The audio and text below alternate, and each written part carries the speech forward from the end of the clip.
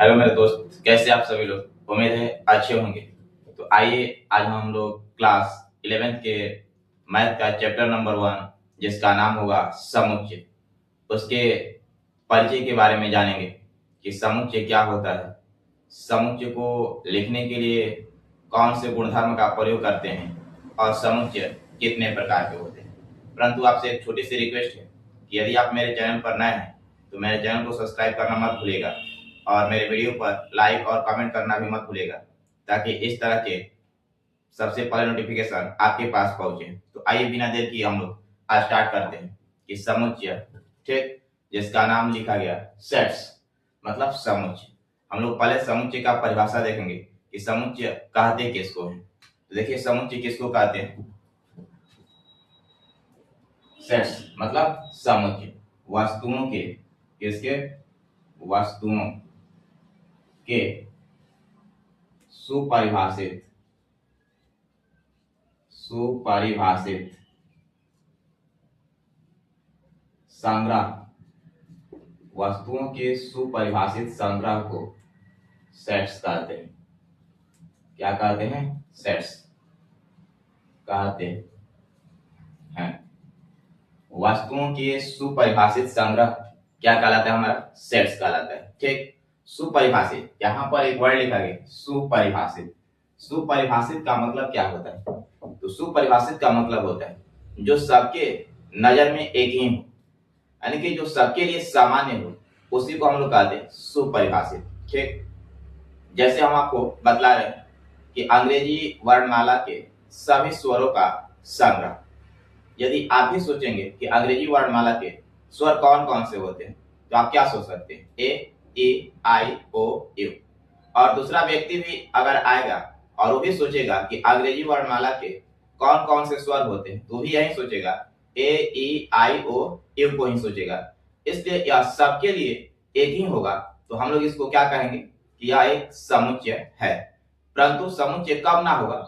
जब वह सबके नजर में अलग अलग होगा, तो हम लोग उसको समुच्चय नहीं कहेंगे। ठीक, जैसे आपसे बोल दिया गया कि विश्व के सर्वाधिक 11 बल्लेबाजों का संग्रह, या समुच्चय नहीं होगा। क्यों? क्योंकि आपके अनुसार जो सर्वाधिक बल्लेबाज है वह अलग हो सकते हैं और दूसरे अनुसार जो सर्वाधिक बल्लेबाज है वह अलग हो सकते हैं। इसलिए हम लोग इसको समुच्चय नहीं कहेंगे। तो समुच्चय किसको कहते हैं? जो वस्तुओं के सुपरिभाषित संग्रह होता है, यानी कि जो सबके नजर में एक ही हो, उसी को हम लोग क्या कहेंगे? समुच्चय कहेंगे। तो जैसे में हम लोग क्या लिख सकते हैं? अंग्रेजी वर्णमाला,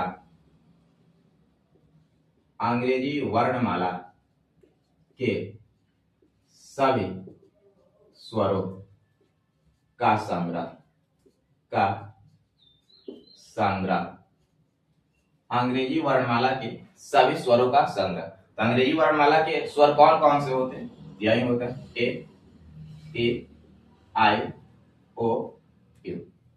ठीक, इसी ढंग से हम लोग और देख सकते हैं। जैसे आपसे बोल दिया गया कि प्राकृतिक संख्याओं का संग्रह, प्राकृतिक संख्याओं का संग्रह, अगर इसकी हम लोग चर्चा करें तो आप भी प्राकृतिक संख्या क्या क्या सोच सकते हैं? तो 1 2 3 4 5 डॉट डॉट कहां? अनंत तक। और दूसरा जो व्यक्ति आएगा वो भी क्या सोचेगा? प्राकृतिक संख्या क्या? तो यही सोचेगा 1 2 3 4 5। इसलिए यह भी क्या कहलाएगा? हमारा समुच्चय कहलाएगा। ठीक, तो हम लोग क्या लिख सकते हैं? और जैसे सभी प्राकृतिक संख्याओं का संग्रह, प्राकृतिक संख्याओं का संग्रह, ये भी हमारा क्या कहलाता है? समुच्चय कहलाता है। ठीक, आगे हम लोग देखेंगे कि समुच्चय जो होगा उसको लिखने के लिए कौन से गुणधर्म का प्रयोग करते हैं। मतलब समुच्चय लिखने के लिए हम लोग कौन कौन से नियम का पालन करेंगे ताकि हमारा एक समुच्चय अच्छे ढंग से कहला सके। तो आइए हम लोग देखते हैं कि समुच्चय को लिखने के लिए किस किस गुणधर्म का प्रयोग करते हैं।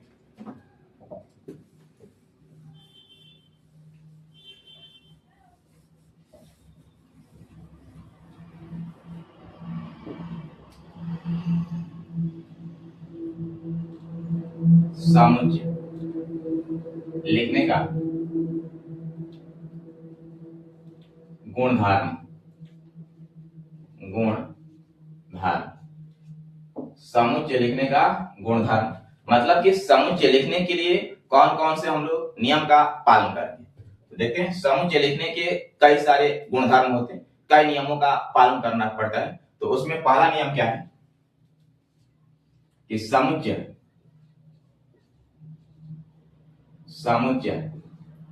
का नामकरण अंग्रेजी वर्णमाला के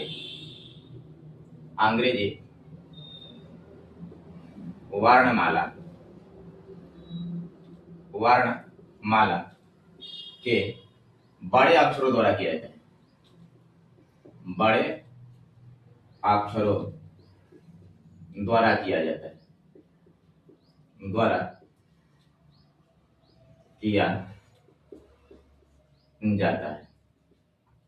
क्या लिखा गया? समुच्चय का नामकरण अंग्रेजी वर्णमाला के बड़े अक्षरों द्वारा किया जाता है। ठीक, मतलब क्या क्या हो सकता है, जैसे में आपका ए बी सी, ठीक, डॉट डॉट, मतलब कहां तक? जेड तक। किसी भी समुच्चय का अगर हम नामकरण करना होगा, किसी भी समुच्चय का कोई नाम देना होगा, तो हम लोग किसका प्रयोग करेंगे? तो अंग्रेजी वर्णमाला के बड़े अक्षर का प्रयोग करेंगे। दूसरा, इसका गुण धर्म क्या काम करता है कि समुच्चय को ठीक मजोला कोष्ठक के अंतर्गत लिखते हैं। क्या लिखते हैं? समुच्चय को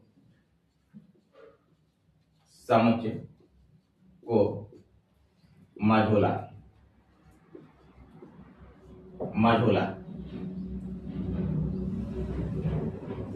कोष्ठक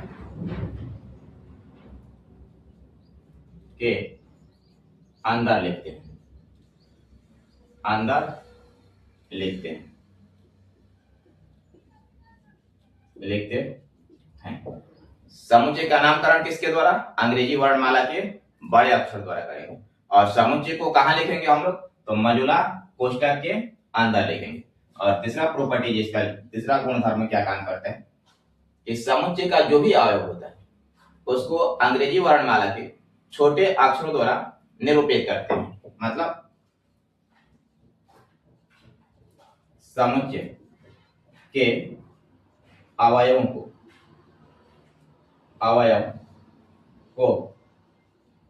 अंग्रेजी वर्णमाला के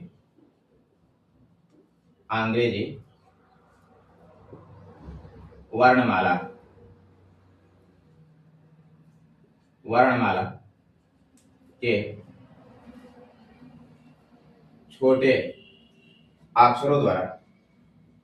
अक्षरों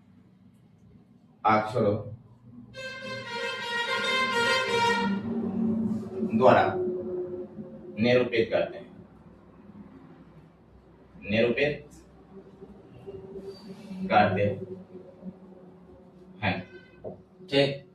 कहा गया आपसे कि समुच्चय लिखने का गुणधर्म, कौन कौन से समुच्चय लिखने का गुणधर्म? तो हम लोग समुच्चय लिखने का गुणधर्म, समुच्चय लिखने के लिए कौन कौन से गुणधर्म का पालन करते हैं? तो हम लोग यहाँ पर समुच्चय लिखने के गुणधर्म का पालन जो होता है उसको लिखते हैं कि समुच्चय को नामकरण जो होता है वह अंग्रेजी वर्णमाला के बड़े अक्षरों द्वारा किया जाता है। जैसे मैं आपको बतला दिया गया कि बड़ा ए हो, बड़ा बी हो, बड़ा सी हो, ऐसे करके हम लोग कहां तक? जेड तक कर सकते हैं। दूसरा बोला गया आपसे कि समुच्चय को मजोला कोष्ठक के अंदर लिखते हैं। जो भी समुच्चय होगा उसको कहां हम लोग लिखेंगे? मजोला कोष्ठक के अंदर लिखेंगे। और अगला आपसे बोला गया कि समुच्चय के अवयवों को अंग्रेजी वर्णमाला के छोटे अक्षरों द्वारा निरूपित करते हैं। यानी कि समुच्चय के अंतर्गत जो अवयव होता है, जिसको एलिमेंट्स कहते हैं हम लोग, उसको अंग्रेजी वर्णमाला के छोटे अक्षर द्वारा क्या करेंगे? हम लोग निरूपित करेंगे। यह हमारा रहा समुच्चय लिखने के गुणधर्म। ठीक, जैसे हम कोई आपको एक समुच्चय दे रहे हैं और उसमें यह सब नियम का पालन करके हम लोग कैसे समुच्चय को लिख सकते हैं, ठीक ना? तो आइए हम लोग देखते हैं।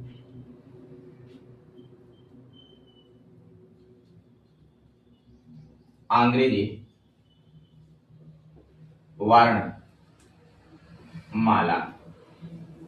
वर्णमाला के सभी स्वरों का सांग्रा। क्या बोला गया आपसे? आपको एक एग्जांपल दिया गया कि अंग्रेजी वर्णमाला के, क्या लिखा गया? अंग्रेजी वर्णमाला के सभी स्वरों का संग्रह। इससे हमें एक समुच्चय का क्या करना है? निर्माण करना है। कैसे हम लोग निर्माण कर सकते हैं? ठीक, अभी आपको बतलाया गया कि समुच्चय को निर्माण करने के लिए पहले उसका नामकरण करना होता है। क्या करेंगे हम लोग? उसका नामकरण करेंगे। किस नाम के द्वारा समुच्चय का हम लोग नाम दे सकते हैं? तो हम लोग अंग्रेजी वर्णमाला के सभी स्वर है, इसके लिए हम लोग भी का प्रयोग कर देते हैं, भी बराबर। दूसरा गुणधर्म कहा था कि जो भी समुच्चय रूप होता है उसको कहाँ लिखते हैं हम लोग? तो मोजुला ब्रैकेट के अंतर्गत। तो यहाँ पर हम डाल दिए क्या? मोजुला ब्रैकेट। और कहा अंग्रेजी वर्णमाला के सभी स्वर। अंग्रेजी वर्णमाला के कौन कौन से स्वर हो सकते हैं? तो ए होगा, और क्या होगा? ई होगा, और क्या होगा? आई होगा, और क्या होगा? ओ होगा, और क्या होगा? यू होगा। यही कहलाया हमारा अंग्रेजी वर्णमाला के सभी स्वरों का एक संग्रह। इसका हम लोग क्या बना दिए? सेट्स बना दिए, समुच्चय का निर्माण कर दिए। ठीक, बड़े अक्षर द्वारा इसका नामकरण किए, उसके बाद मजुला ब्रैकेट के अंतर्गत लिखे। और इसको जो मजुला ब्रैकेट के अंतर्गत लिखते हैं इसी को हम लोग क्या कहते हैं? अवयव कहते हैं, जो अंग्रेजी वर्णमाला के छोटे अक्षरों द्वारा क्या किया जाता है? निरूपित किया जाता है। और जैसे हम लोग देख सकते हैं प्राकृत संख्याओं का संग्रह, सभी प्राकृत संख्याओं का संग्रह।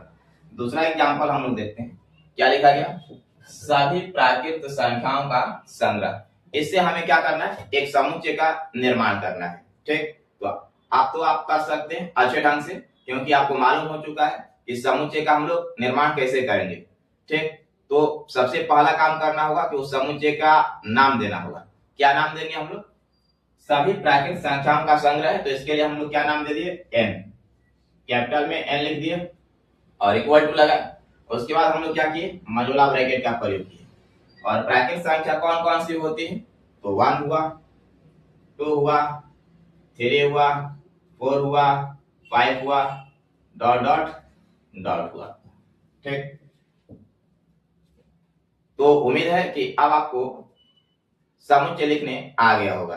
तो आगे हम लोग चर्चा करें कि समुच्चय जो होता है वह कितने विधियों से लिखा जाता है, यानी कि समुच्चय लिखने की कुल विधि कितनी होती है। ठीक ना?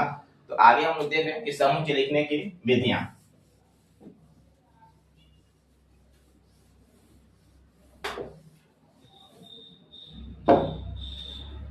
समुच्चय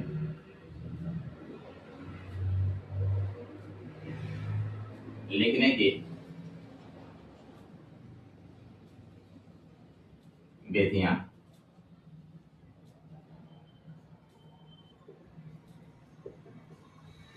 समुच्चय लिखने की विधियां। ठीक, समुच्चय लिखने की कितनी विधियां होती है इसके बारे में हम लोग चर्चा करेंगे। तो आइए हम आपको बता रहे हैं कि समुच्चय लिखने की कितनी विधियां होती है। तो 2 विधियां होती है। कितनी विधियां?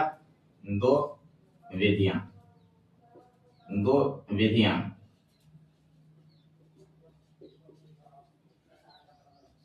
होती है।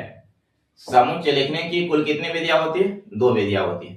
वह कौन कौन सी विधि है? ठीक, तो पहला विधि हम लोग लिखते हैं। पहला विधि का नाम दिया गया अरोस्टर या सारणीबद्ध आरोप। रोस्टर या सारणीबद्ध आरोप। और दूसरा विधि का नाम दिया गया आपसे समुच्चय निर्माण विधि।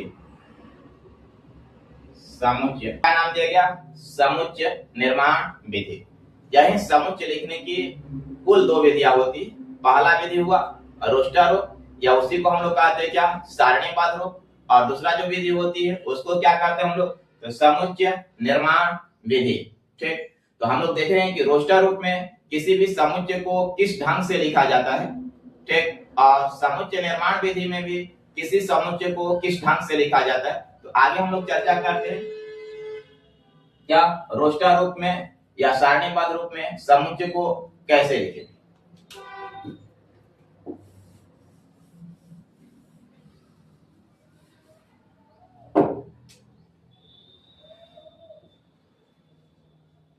अरोस्टर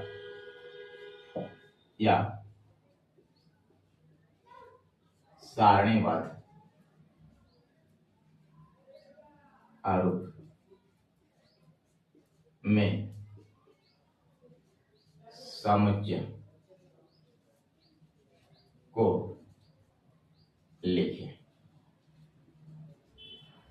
क्या बोला गया आपसे कि रोस्टर या सारणीबद्ध आरूप में समुच्चय को लिखें।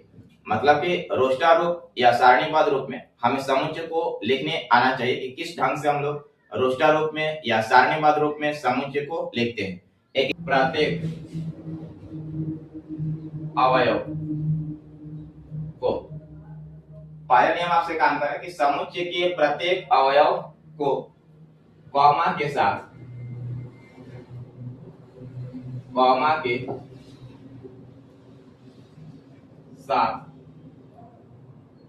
अलग अलग लिखा जाता है। अलग अलग लिखा जाता है। समुच्चय के जितने भी अवयव होंगे उसमें किसका प्रयोग करेंगे हम लोग? अलग दिखलाने के लिए कॉमा का प्रयोग करेंगे। दूसरा इसका नियम होता है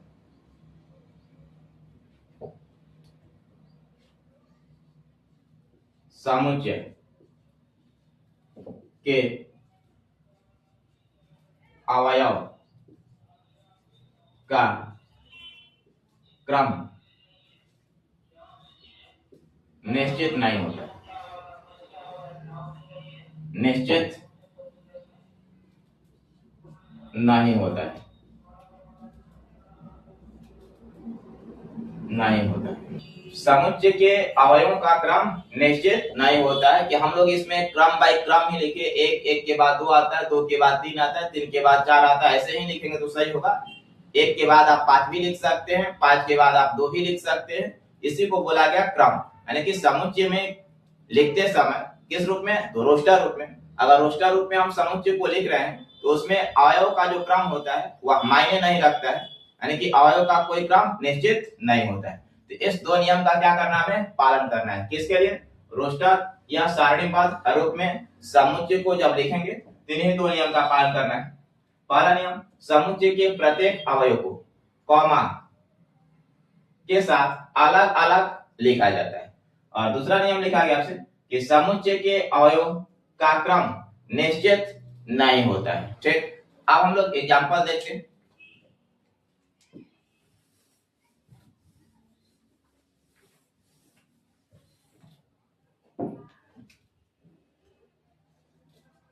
जैसे बोला गया सभी सम प्राकृत संख्याओं का संग्रह। सभी सम प्राकृत संख्याओं का संग्रह, इसका हमें क्या लिखना है? रोस्टर रूप लिखना है। सभी सम प्राकृतिक संख्याओं के संग्रह का रोस्टर रूप लिखना है। कैसे लिखेंगे? ठीक, हमें तो लगता है कि अब आपको उम्मीद हो चुका होगा कि हम लोग रोस्टर रूप में समुच्चय को कैसे लिख सकते हैं। ठीक, तो आइए देखिए कैसे लिखते हैं हम लोग।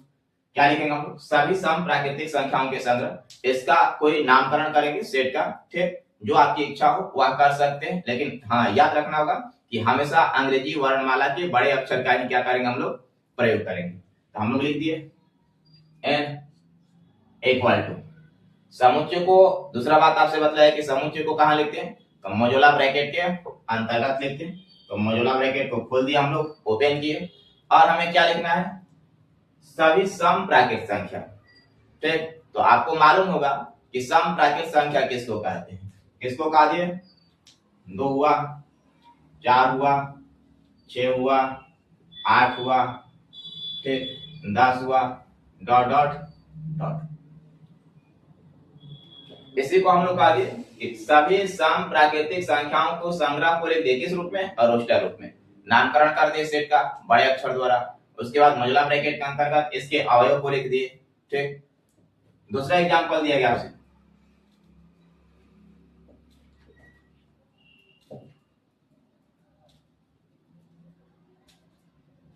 सभी विषम प्राकृत संख्याओं का संग्रह, सभी विषम प्राकृतिक संख्याओं का संग्रह। इसको भी हमें लिखना है, किस रूप में लिखना है, तो रोस्टर या सारणीबद्ध रूप में आपको लिखना है कि सभी विषम प्राकृतिक संख्याओं के संग्रह का एक सारणीबद्ध कीजिए। तो क्या लिखेंगे हम लोग, फिर से वही काम, क्या कीजिएगा, सेट का पहले नामकरण करना होगा, किसके द्वारा, अंग्रेजी वर्णमाला के बड़े अक्षर द्वारा। तो आप किसी का नामकरण कर लेते हैं, ए लिख दिया। आपको समुच्चय को कहां लिखना है, मॉड्यूलर ब्रैकेट के अंतर्गत, तो मॉड्यूलर ब्रैकेट डाल दीजिए आप। ठीक, उसके बाद देखिए क्या लिखा है, विषम प्राकृतिक संख्या कौन कौन सी कहलाती है, तो 1 3 5 7, इसी को लिख देना है, 1 3 5 7 डॉट डॉट हुआ आपका।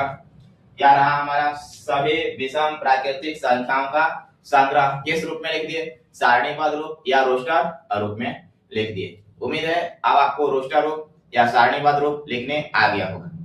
ठीक, आगे हम लोग 2 नंबर जो था जिसको कहते थे समुच्चय निर्माण विधि।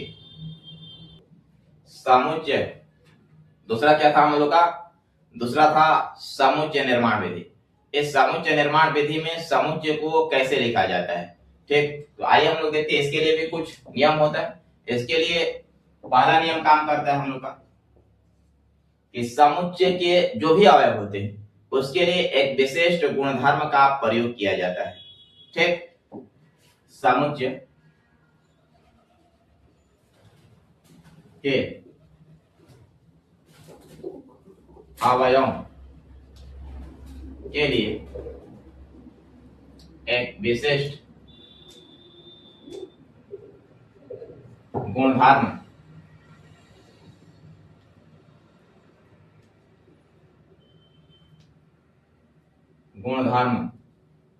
का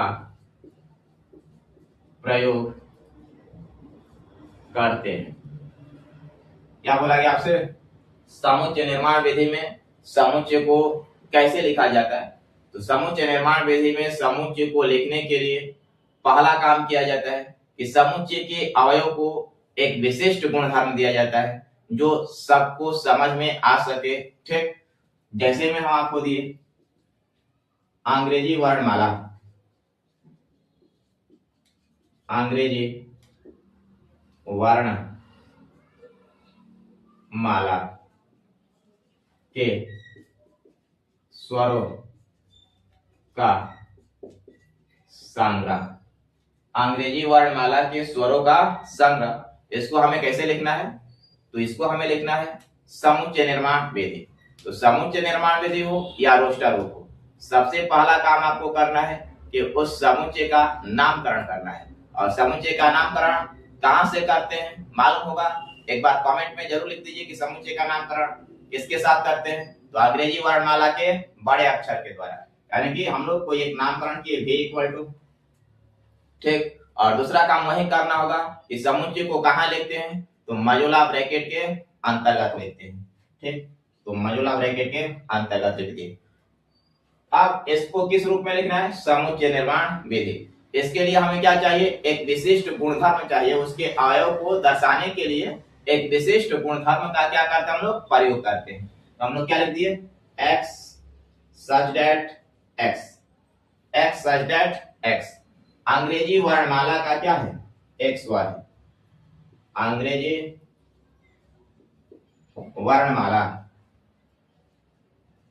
वर्णमाला का एक स्वर है, v equal to x such that x। इसको क्या पढ़ेंगे हम लोग, तो such that, क्या पढ़ेंगे, such that, such that। इसका मतलब क्या होता है, इसी प्रकार। तो क्या लिखे, अंग्रेजी वर्णमाला के स्वरों का संग्रह। इसको समुच्चय निर्माण विधि में कैसे लिखते? तो पहला काम किए, नामकरण किए, ठीक, बड़े अक्षर द्वारा अंग्रेजी वर्णमाला के। उसके बाद मझोला ब्रैकेट का प्रयोग किए और एक विशिष्ट गुणधर्म लिखे ताकि सबको क्या हो सके, मालूम हो सके। तो हम लोग लिखे एक्स एक्स अंग्रेजी वर्णमाला का क्या एक स्वर है।